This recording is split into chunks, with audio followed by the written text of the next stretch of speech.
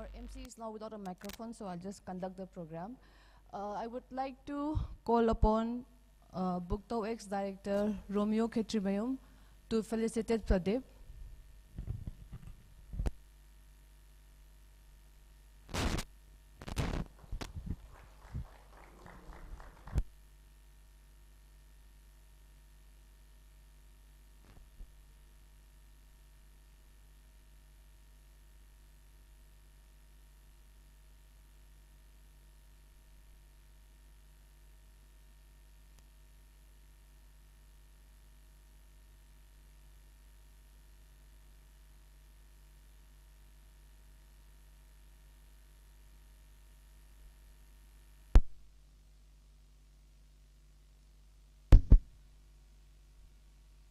To stand here.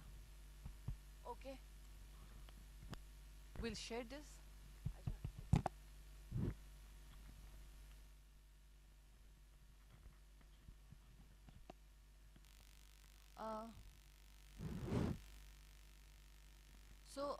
We have, am I audible?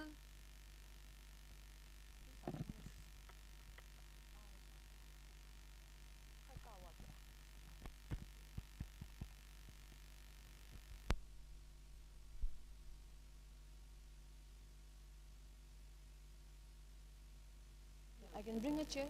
Okay. Okay, then yes. I thought you might want to ask you to.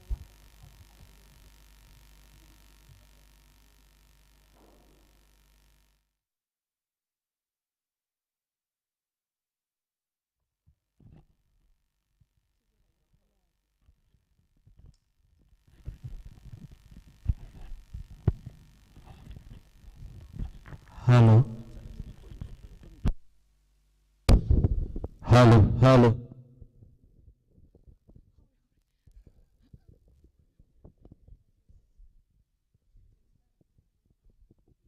Whichever.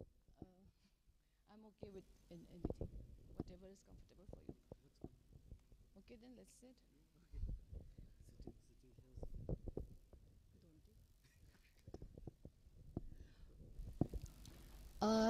So we'll begin the program. We wanted this to be called a master class, but Pradeep found the whole idea of master class very ridiculous. He said we can actually call it a gossip class, but there are lots of young people here, young students of filmmaking, and so we'll make it into a discussion session where Pradeep will share a little bit of his experience, and I hope you all will ask him lots of questions so that he can answer them and fulfill all your curiosity. And to begin with, I'll just speak very briefly. I watched this film part for the second time today. And both time I have been left, as a film, I have been left like stunned by it. And as a story, I have been left really stunned by it. It's really beautiful. It's, yeah, I don't know. I think that more or less covered up about the film. And a little bit of introduction about Pradeep. He's a filmmaker from Meghalaya. And from what I met him only yesterday and got to spend some time with him, and I got to learn that, also from some of his previous interview, I got to learn that he is a school dropout, and he went into filmmaking with lots of difficulty because he went without any degree or anything. And in that, I find it very encouraging for everyone that, you know, the degree is not important at all, which I always believe, and Pradeep here proved that degree is not important. His first film won a national award, am I right? Yeah. Is it secondary? Okay, okay. In the article, it was his first film. So he already won a national award. He won at his film was also screened at the Busan National Film Festival. So, there's no degree, nothing, but he has done lots of amazing work in filmmaking. And so far, he has done 4 films or more? 4. Okay, one is called Re. It's about homeland, deals with militancy, and one is called Onata. It's about a victim of a rape survivor. And the third one is called the market, Yudu market, which is the oldest market in Meghalaya. And I mean, this is the only film I've watched so far, and now I want to watch the remaining. I'll give it over to Pradeep and let him explain a bit about what kind of advice or suggestions or feedback or what he wants to share to young filmmakers about filmmaking so that they find a unique voice in filmmaking. First and foremost, I would like to thank bookTouX for having me here. Truly, it's an honor to be a part of any festival, how big, how small it is. I think for any filmmaker, it's always a dream to get their film screened in any festivals, because it's a medium from where we actually come and learn something as a filmmaker, interacting with people, listening to their feedback, hearing their perspective. We take back lots of things from the festivals. And nowadays I feel like Impal is like my second home.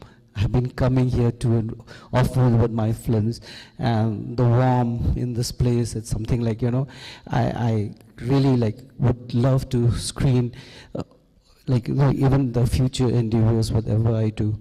And Yodo is screened at Tantapolis right now for a week. So if you guys get time, do catch up and you can watch the films there. Coming back first with the short film which I've done. Most of the filmmakers, when they start the journey, they always start with short, then they come to feature. For me, it's the other way around. I have done feature, came and I did the short film. And the whole idea behind this, doing this short film was like, I'm working for my new project actually. It's a space that I wanted to explore, which I've never done before. So I was a little skeptical about the whole idea about doing a film in the space which I have done path. So the whole team, we decided why not do an exercise, let's make a short film, explore, do whatever we can do on that short film, because we cannot take a risk on a feature film, because being an indie film, there's a constraint from all aspects, budget and all, so we could not take a chance. So we made this short film, and we never expected that this film will travel into festivals. And unfortunately, yes, it did travel, it got an appreciation from everywhere it had gone.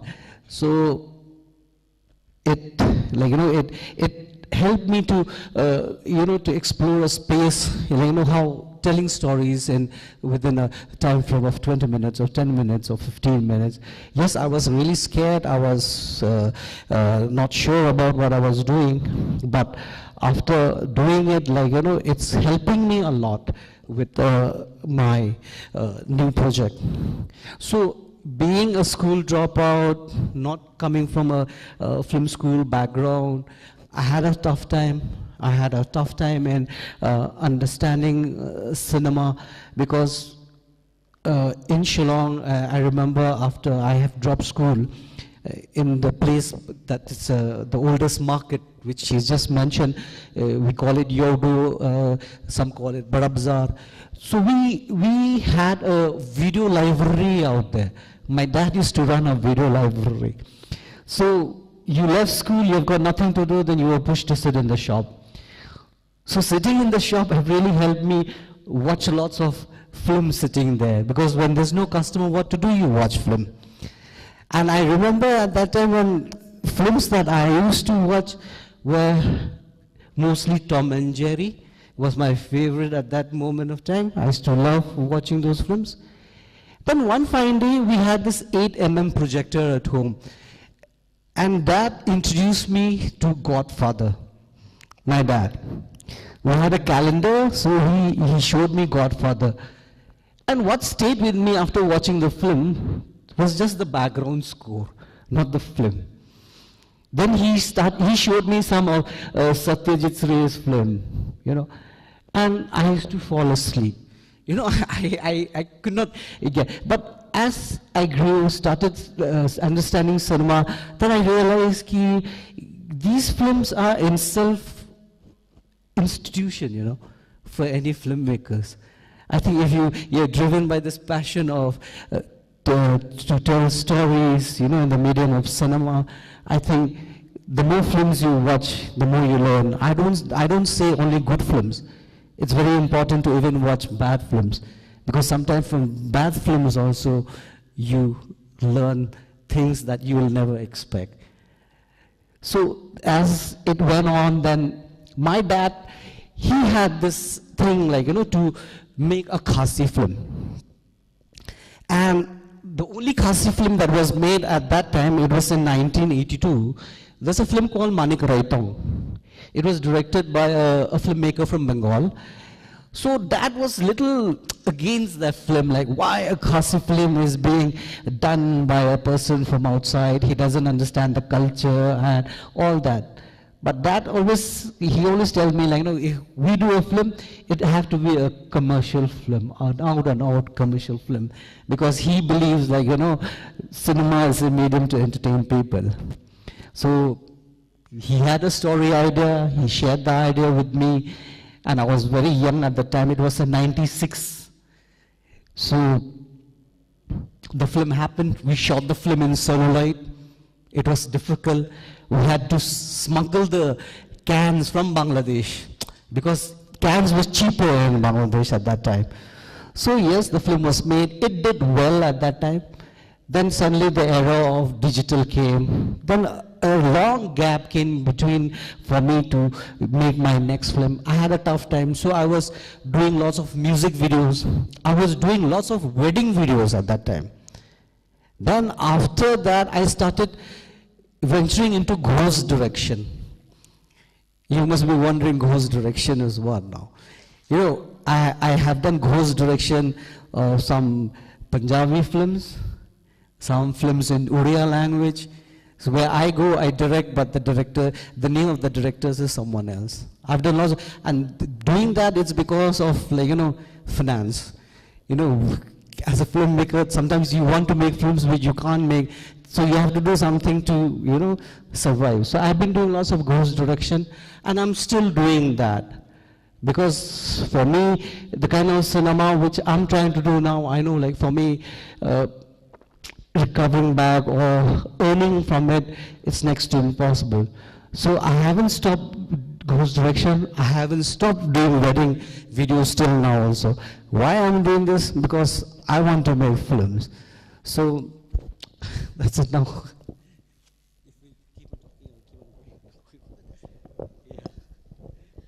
Okay, that's really interesting. I'm hearing the word ghost production for the first time. I have only heard ghost writing, but this is new. I also read somewhere, I mean, coming from this, that you also had been part of the film industry in Bombay, and then you went back home. So, I mean, it's always the other way around. People work at home and then go, you know, like to Bombay film industry. But you did the reverse, and you can share, like, why that reverse route you took. Yeah, I was a part, I had been in the, not only Bollywood, but even in the Telugu film industry, I was there. I went there is just to understand cinema, basically, because I couldn't go to any film school. I remember at that time the only film school was FTI, and to get into it, you have to be a graduate. And I was a school dropout, so the chances wasn't there at all. So I used to always talk about one thing, like, you know, Assam had a film industry, Manipur do have a film industry at that time. Meghalaya doesn't have. So my plan was like, let's go there, understand cinema on a ground level, work there. So I was working as an apprentice in lots of films out there, and always wanted to come back to start a film industry in my state. Because I used to follow lots of cinema from Northeast, film by Arubam sir, Januda. You know, I used to watch their cinema. Then I feel like if they can do it, why can't we do it in Meghalaya?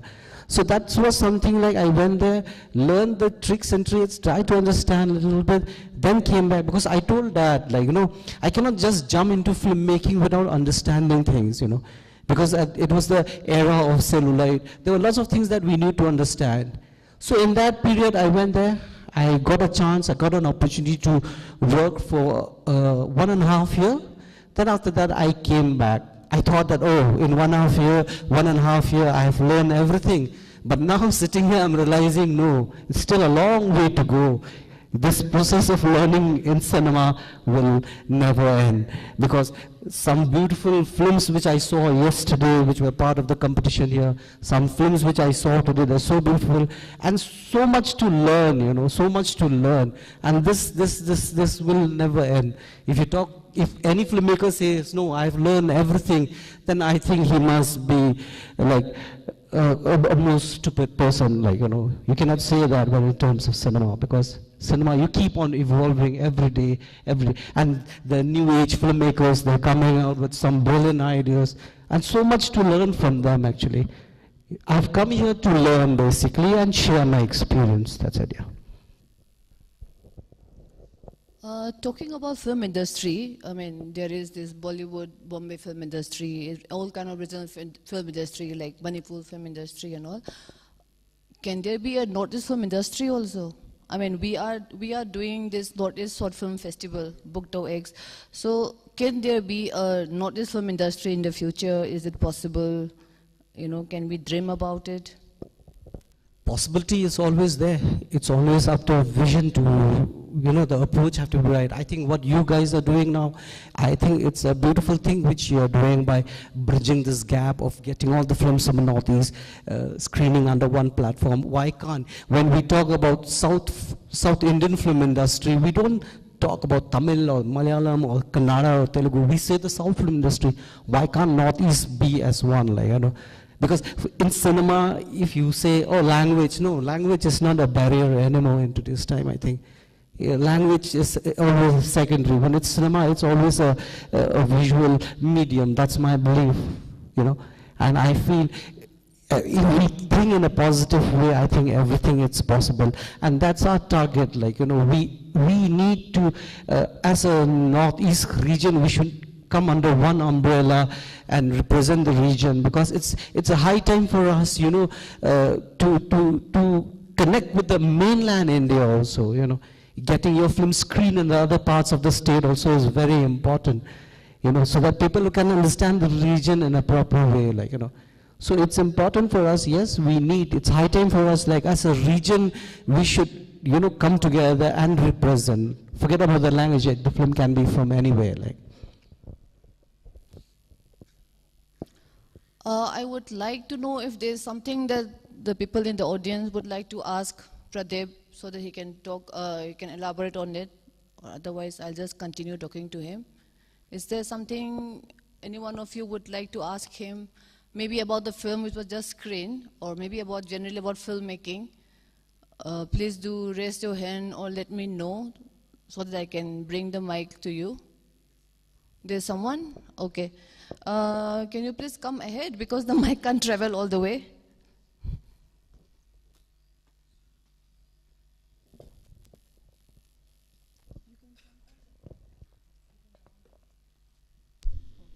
Oh, yeah. Hi, Pradeep. Hi. Nitin.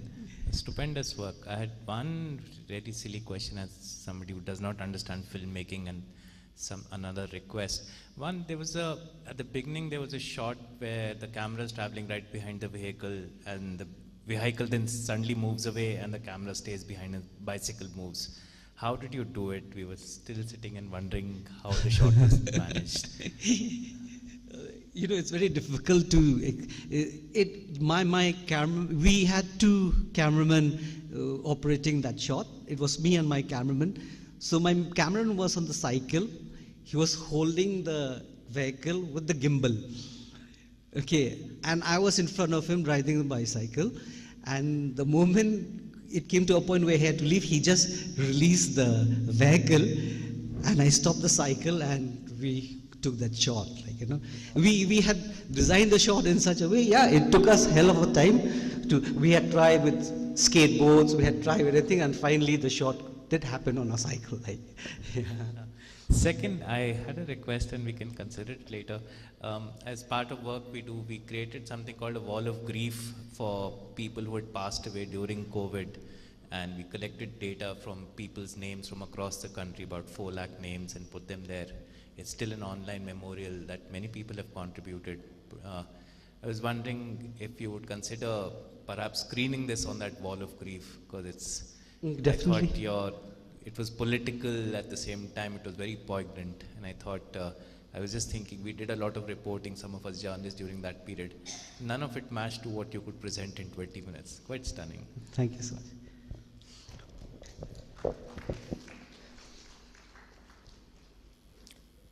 Any other person who would like to? Kana hangning baleragadi. Oh, sibodang lapiyo ko. Mic se chat pa yadre.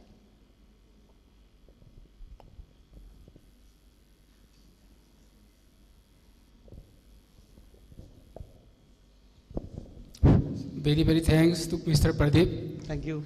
Here is a song in your film. What is the meaning of theme? There is no translation of English or any language. Please define. I didn't get your question.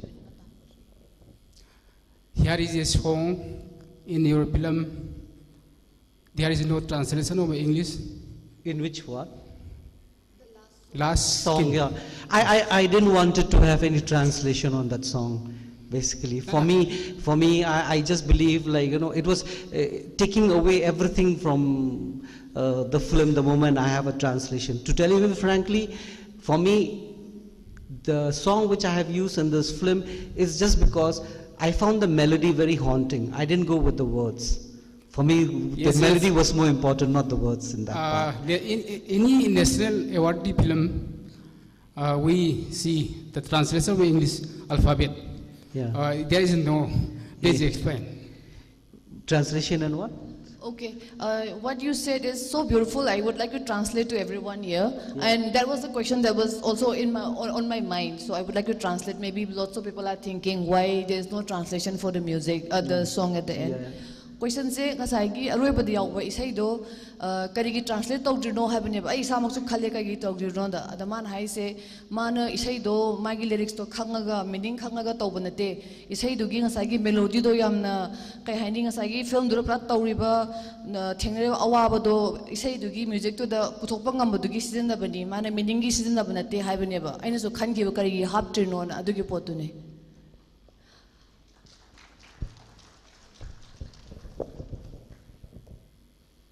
Anybody else with some, it could be about filmmaking also.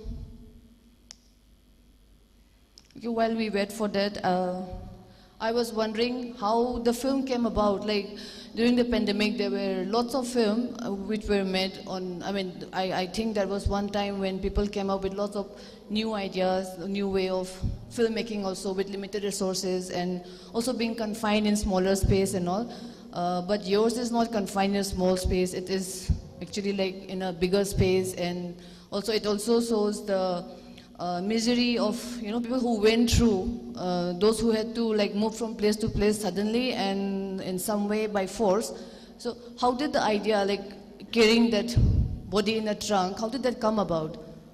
This whole idea of this film, actually, I shot the film during the pandemic only. And we had nothing to do with it. I went for trekking all the way from Shillong to Cherrapunji at that time. So on the way, like, I happened to come across lots of villages, like, over a cup of tea, there were lots of discussion that happened, the suffering of these people who were staying very close to the border. Because normally most of these people who shares the border with Bangladesh, for them, if anyone is ill, it's easier for them to go for a treatment to Bangladesh rather than coming to Shillong city because of the infrastructure or whatever it is. So I came across a person and his family, that what they had gone through at that moment. Yeah, it's nothing resemblance to what I had shown in this film, but what I took away when he told me about before the pandemic, when his wife was not keeping well, when he had gone for a treatment to Bangladesh, and suddenly there was a lockdown in India. So he was so scared being there, like, if anything happens to my wife, how do I go back to my native place. So that idea strikes me, and I said, yes, if it happens, then what? So the whole imagination happens, like if she passed away, then how to bring back the body and, you know, complete the rituals that need to happen. Like. And because he got married to a woman who is from Bangladesh, yeah.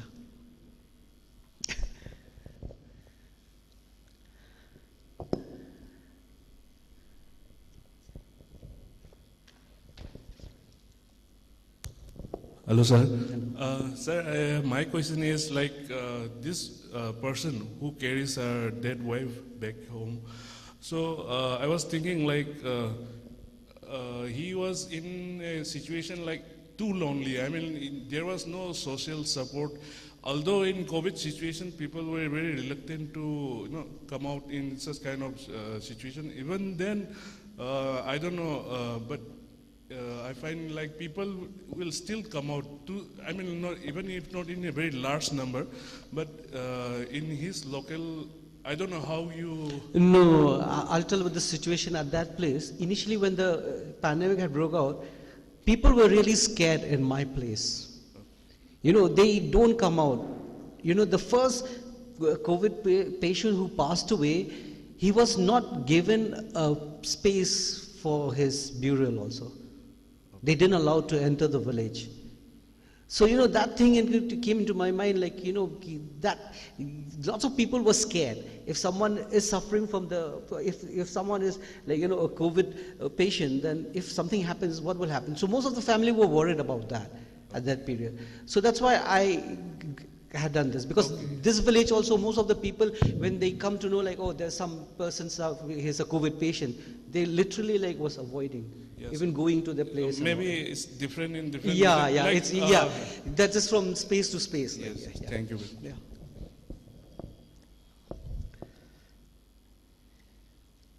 Maitiron da hanging wala za hangbiyo ko ay translate tawbo yam nungai jay adum mayam hangbiyo ay tawjege ba aseng bani ko ay se. Thank you. Hello, sir. I'm Robson. Yeah, Mine is not a question, but I found one thing in the film really interesting, where there was this very significant thing. There was this announcement in the radio, which I think it's very familiar with all the people in the country. Yeah. The 5 p.m. the Honorable Prime Minister, requesting the people of the country to come out and to express gratitude. So later on, where there was this exposition about the opening the trunk, and there was this dead body of supposed to be wife, and then while the rest of the people in the village, there was this banging the whatever is available, and at the same time he also came out, the character also came out, and then he also did the same thing, but that was what he did was actually in pain, and and it blended with the rest of the people celebrating in gratitude, all the frontline workers. So I feel that was a very good juxtaposition.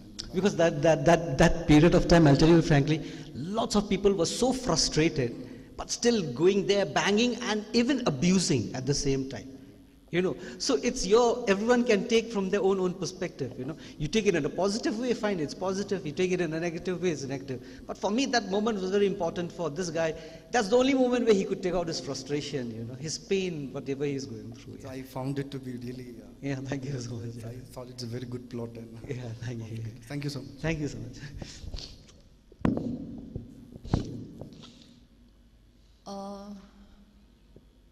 Atai di haning balai gadra question. Yeah, to us here. Oh, okay. Seems like everybody has all their queries being here by you. Yeah, thank you so much for keeping it very short. Because I was really against this word master, because we cannot teach filmmaking. I'm not here to come. I can just share my experience, learn from you guys basically. But just one thing I just want to culminate, when you make films, whatever you do, just be honest with what you're doing. It reflects on the screen. That's very important. Just be honest with it. Yeah. Thank you. Thank you so much. Yeah. Thank you so much. Yeah, thank you. You'll have to pay for my excess baggage. I'll do that.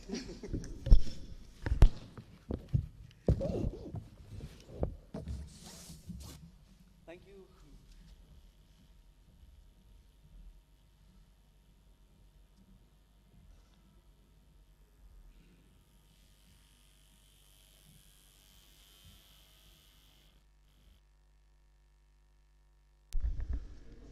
Thank you once again to the director Pradeep Kurba for those words, for those inputs of your experience. May you accomplish more achievements in the near future. Thank you so very much, sir, once again. Ladies and gentlemen, we have come to almost the end of the ongoing two-day bookTouX Northeast Short Film Festival 2022-23. We'll now have the screening of the bookTouX Film Festival closing film called Color of Water. Ladies and gentlemen, this is a film directed by a renowned filmmaker from Manipur, Romi Meite. The duration of the film is about 12 minutes. And the film is all about Marjing, who loves pena singing and devoted his time singing and practicing all day and night in the lake. One day, he felt with joy when his teachers invited him for an audition. On his way to the audition, he found a gun in his pena bag, trembling with fear. All the way he could not perform well and failed the audition. Ladies and gentlemen, presenting is the closing film of bookTouX Film Festival, Color of Water.